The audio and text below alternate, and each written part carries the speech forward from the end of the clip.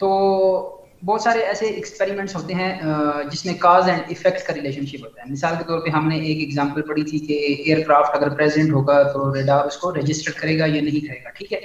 तो इस केस में जो काज है वो क्या है, रडार की प्रेजेंस, सॉरी एयरक्राफ्ट की प्रेजेंस, और इफेक्ट क्या है, रडार उसको रजिस्टर करता है, ठीक है। तो हम नॉर्मली यही प्रोबेबिलिटी फाइंड कर रहे होते हैं कि काज मौजूद है तो इफेक्ट की प्रोबेबिलिटी क्या है, कि क्या प्रोबेबिलिटी कि आपके पास एयरक्राफ्ट मौजूद है तो क्या प्रोबेबिलिटी है कि रडार उसको रजिस्टर करेगा। तो बेस रूल नॉर्मली हम यूज करते हैं जब हमें इफेक्ट पता हो और हम काज की प्रोबेबिलिटी फाइंड करना चाहें। मिसाल के तौर पर रडार ने रजिस्टर किया एक डॉट, तो क्या प्रोबेबिलिटी है कि इफेक्ट या एयरक्राफ्ट जो है वो प्रेजेंट होगा, ठीक है। तो इस तरह के सिनेरियोज में जिसमें काज एंड इफेक्ट वाला रिलेशनशिप हो उसमें बेस रूल को हम यूज करते हैं। तो अब हमें क्या बेस रूल है, क्या चीज, let A1 A2 up to AN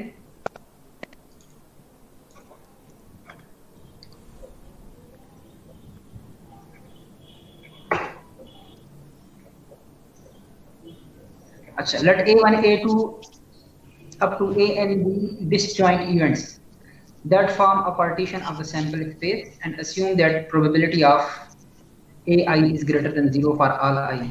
Then for any event B such that probability of B is greater than 0, this conditional probability is equal to this. ये तो क्लियर है ना? Yes sir.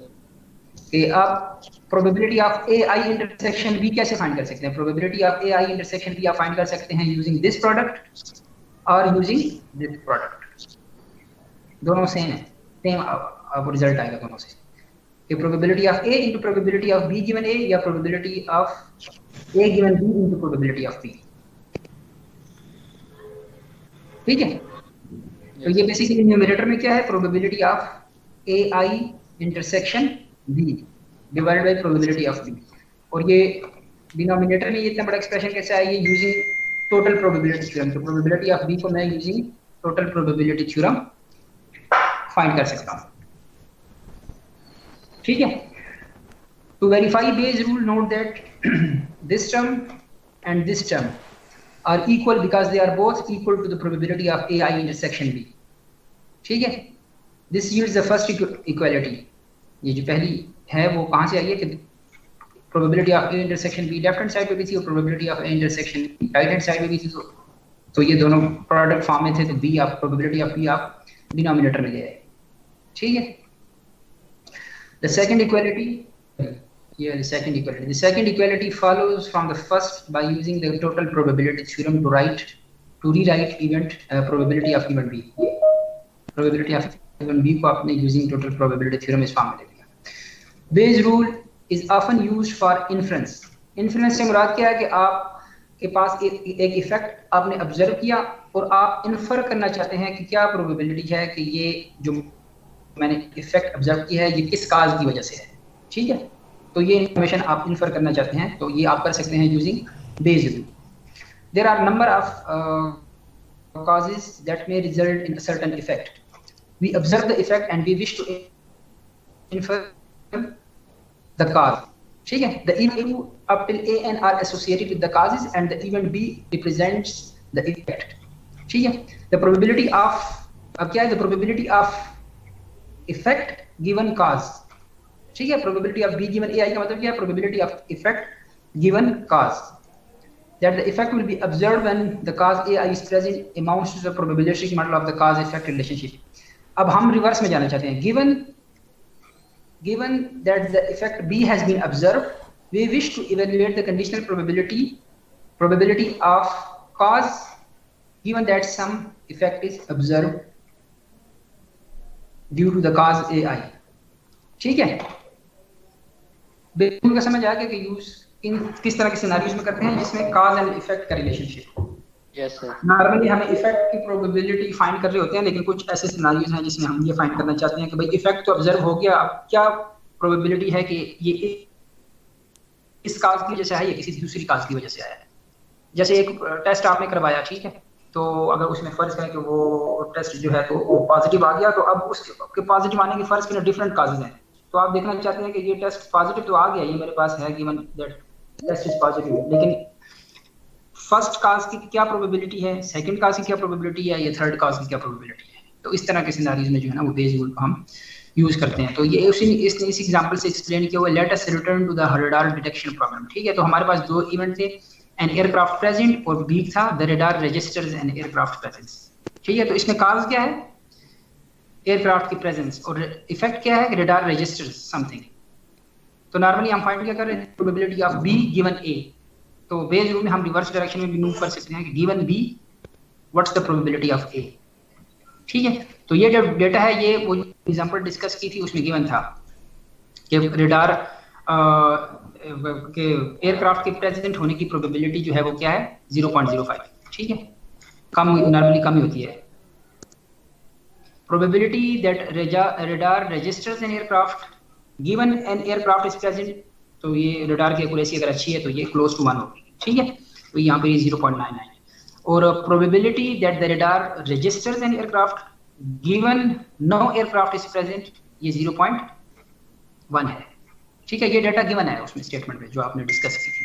तो अब हम फाइंड क्या करना चाहते हैं, हम ये चाहते हैं कि फर्ज करें कि रडार रजिस्टर्स समथिंग, क्या प्रोबेबिलिटी है कि एयरक्राफ्ट प्रेजेंट होगा या क्या प्रोबेबिलिटी है कि एयरक्राफ्ट प्रेजेंट नहीं होगा। तो ये हम बेस रूल से फाइंड कर सकते हैं। ये probability that aircraft is present given that you observe some effect. ठीक है, तो वो क्या होगी, probability of A given B, और बेस रूल के मुताबिक ये क्या होगी, probability of A into probability of B given A divided by probability of B. और प्रोबेबिलिटी ऑफ बी अगर तो गिवन है तो आप डायरेक्टली पुट कर दो, अगर नहीं गिवन तो आप टोटल प्रोबेबिलिटी थ्योरम से फाइंड कर सकते हैं। ये क्लियर है ये एक्सप्रेशन सारे, या नहीं, कोई क्वेश्चन है इसमें? क्लियर है सर। ठीक है, अच्छा इसी तरह दूसरी एक एग्जांपल, बस जस्ट वैल्यूज प्लग इन करनी है तो आपके पास कंप्यूट करेंगे तो आंसर आ जाएगा। ठीक है, इसी तरह दूसरी एग्जांपल है, let us return to the chess problem of example 1.1 here AI is the event of getting an opponent of type I। तो ये कल हमने डिस्कस किया था कि टाइप 1 की प्लेयर्स के साथ जो प्रोबेबिलिटी है खेलने की वो 0.5 है, टाइप 2 प्लेयर्स के साथ 0.25 और टाइप 3 के प्लेयर्स के साथ भी 0.25 है। तो आपने फाइंड क्या करना है, आपने ये फाइंड करना है।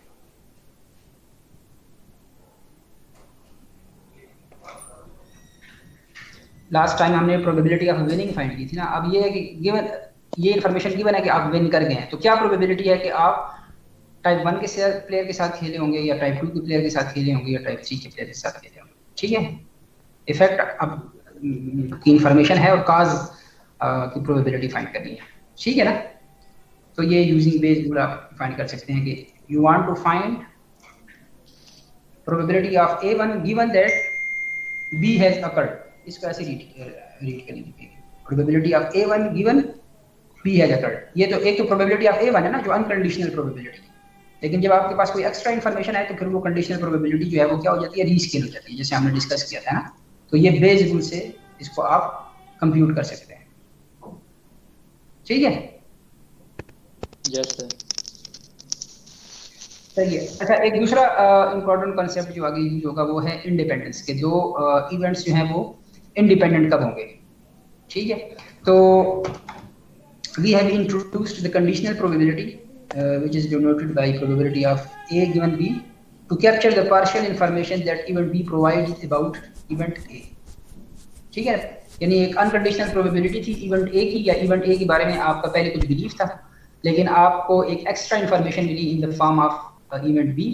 तो क्या आपका बिलीफ अब A के बारे में चेंज होगा या प्रोबेबिलिटी चेंज होगी। तो ये कैप्चर कर दी है ये सारी डायनामिक्स, ये कंडीशनल प्रोबेबिलिटी। ठीक है, an interesting and important special case arises when the occurrence of B provides no information and does not alter the probability that A has occurred। अगर दो इवेंट्स इंडिपेंडेंट हैं, मतलब इवेंट B का event A के साथ कोई relationship नहीं है, तो उससे उसके आपका जो इवेंट B के अगर होने से प्रायर जो बिलीफ था वो इवेंट B के अगर होने के बाद ही आपका A के बारे में वही बिलीफ रहेगा। ठीक है, अगर तो ऐसा सिनेरियो है या ऐसी कंडीशन है तो हम कहेंगे कि इवेंट A जो है वो इवेंट B से इंडिपेंडेंट है। और अगर इसको मैथमेटिकली नहीं शो करूं तो क्या है कि probability of A given you have information about B if this is equal to probability of A, यानी वो चेंज नहीं हुई, आपका जो बिलीफ था वो चेंज नहीं हुआ इवेंट बी के अगर होने की वजह से या इवेंट बी की इन्फॉर्मेशन से, तो इसका मतलब क्या है कि इवेंट ए जो है वो बी से इंडिपेंडेंट है। ठीक है, जैसे यहाँ पे देखें हमने प्रोबेबिलिटी ऑफ ए1 क्या थी 0.5 थी, लेकिन probability of A one given B क्या है 0.4 है, मतलब आप बिलीफ चेंज हो गया ना, आपकी प्रोबेबिलिटी की वैल्यू चेंज होगी। तो इस केस में ए1 और B they are not independent. लेकिन अगर ये कंडीशन हो कि after you have the information about event B, लेकिन उसकी प्रोबेबिलिटी ऑफ इवेंट ए की प्रोबेबिलिटी भी कोई फर्क नहीं पड़ रहा, तो हम कहेंगे कि दो इवेंट्स जो हैं वो आपस में इंडिपेंडेंट है। ये ठीक है, क्लियर है? Yes sir. तो इसको आप ऐसे भी लिख सकते हैं कि अगर प्रोबेबिलिटी ऑफ कंडीशनल प्रोबेबिलिटी की डेफिनेशन क्या है, probability of intersection of two events divided by the probability of conditioning event. ठीक है, तो इसे अगर मैं कंप्यूट करूं तो probability of A intersection B क्या हो जाएगी, वो हो जाएगी probability of A given B, और ये प्रोबेबिलिटी ऑफ बी इधर आके मल्टीप्लाई हो जाएगा probability of A given B के साथ। तो probability of A intersection B will be equal to probability of A into probability of B if A and B are independent, क्योंकि जो probability of A given B थी इसको मैं replace कर सकता हूँ with probability of A से if A and B are independent।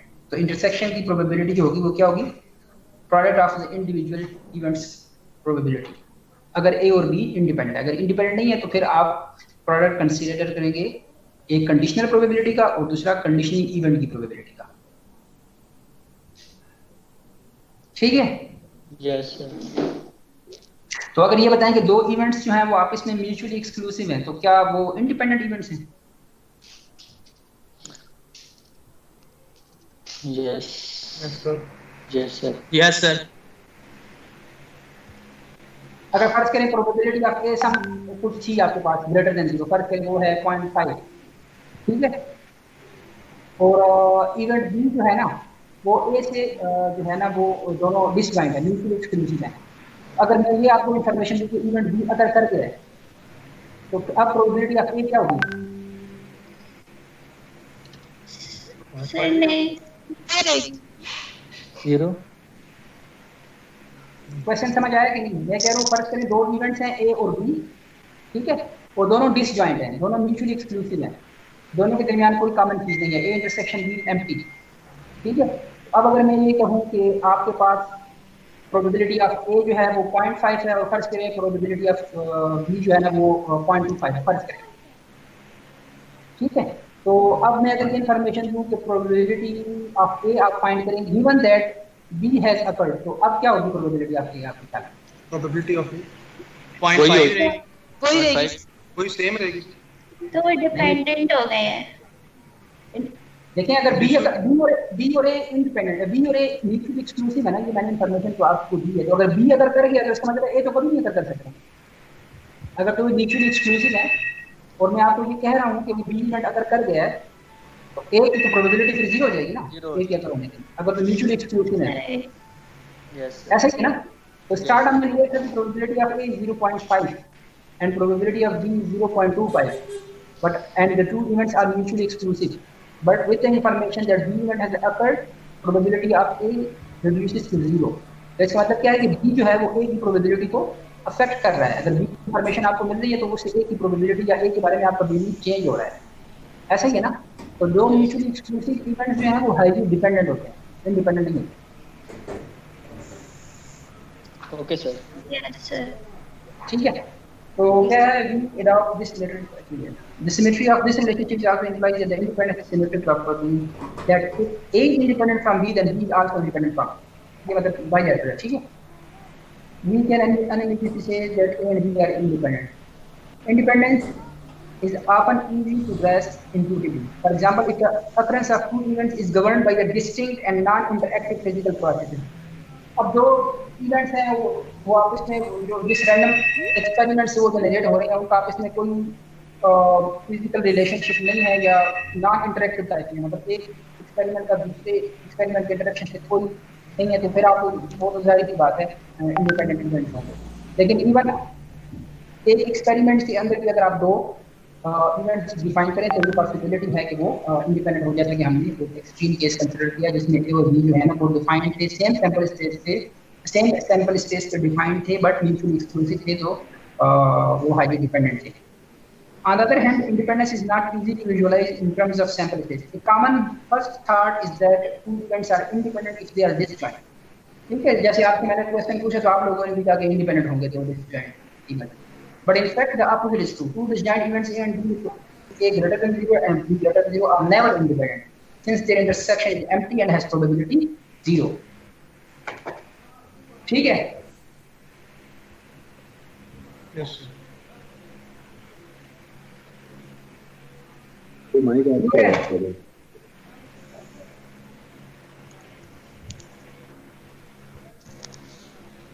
Sir disjoint events कैसे इंडिपेंडेंट नेवर इंडिपेंडेंट होंगे? ये रिकॉर्डिंग मैंने स्टार्ट कर दी. अच्छा ठीक है. क्या कह रहे हैं? हेलो. डिसजॉइंट इवेंट्स तो इंडिपेंडेंट ही होंगे ना?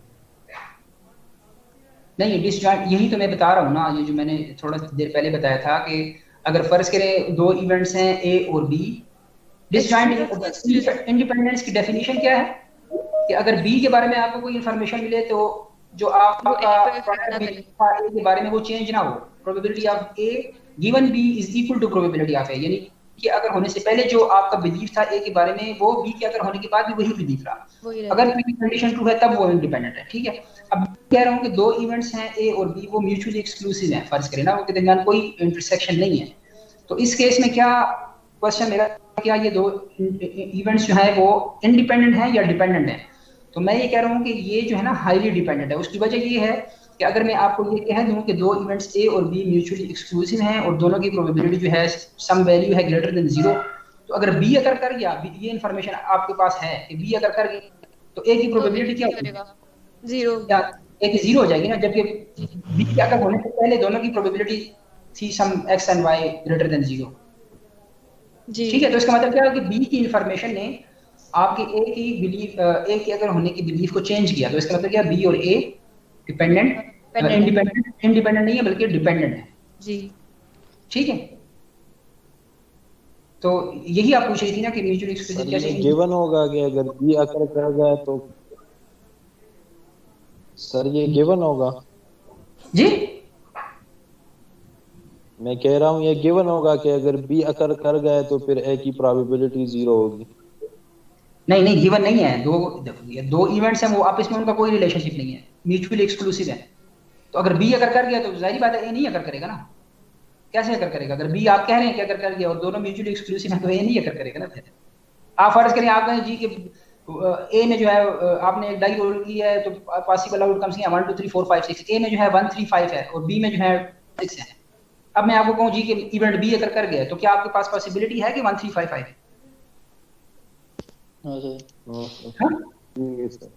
नहीं है ना. तो इसका मतलब क्या है कि अगर दो म्यूचुअली एक्सक्लूसिव इवेंट्स हैं तो अगर एक अगर कर गया तो दूसरा कभी नहीं अगर करेगा. ये तो श्योर है ना. सर तीन इवेंट्स के केस में भी यही होगा जी. तीन इवेंट्स के केस में भी यही होगा कि एक अकर कर गया तो बाकी दो अकर नहीं करेंगे.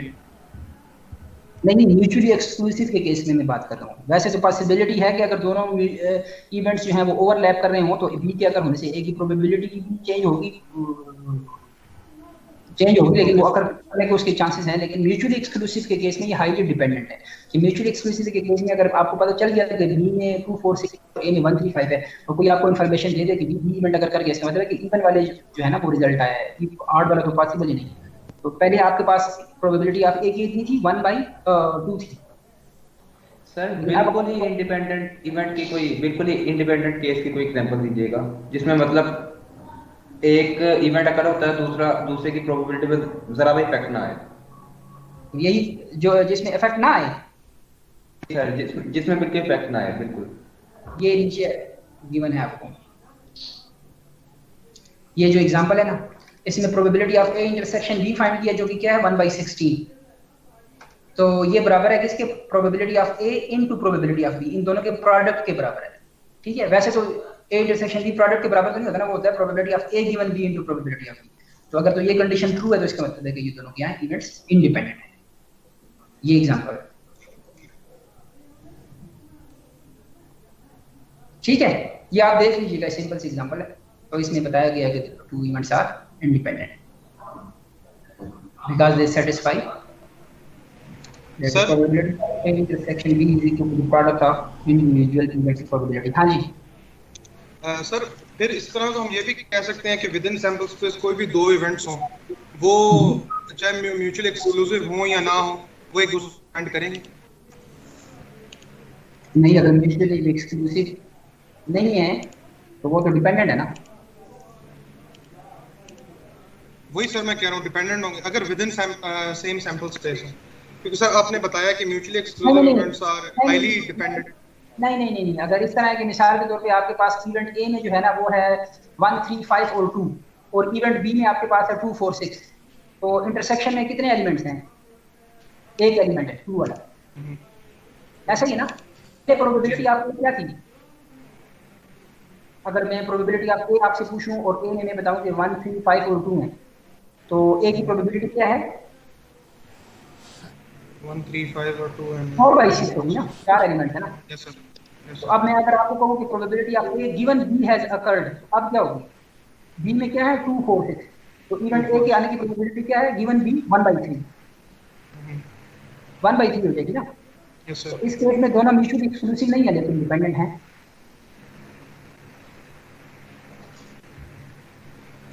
सिंपल आप डेफिनेशन याद रखें कि अगर बी की प्रोबेबिलिटी या बी की इंफॉर्मेशन आपकी ए के बारे में बिलीफ को चेंज नहीं कर रही तो वो इंडिपेंडेंट है, अगर वो चेंज कर रही है तो वो इंडिपेंडेंट नहीं, डिपेंडेंट है। ठीक है, ठीक है सर। Yes sir. सही है। अच्छा, ये example B, sorry part B जो है ये भी आप देख लीजिएगा, सिंपल सा है। ठीक है, जिस तरह पार्ट ए और इस तरह पार्ट सी, ये 3 पार्ट्स आप लोगों ने खुद ही देख लेने हैं, इजी है। सैंपल स्पेस कंस्ट्रक्ट करना है और जो डेफिनेशन है उनको फॉलो करना है, तो ये हो जाएगा। ठीक है, सही है सर।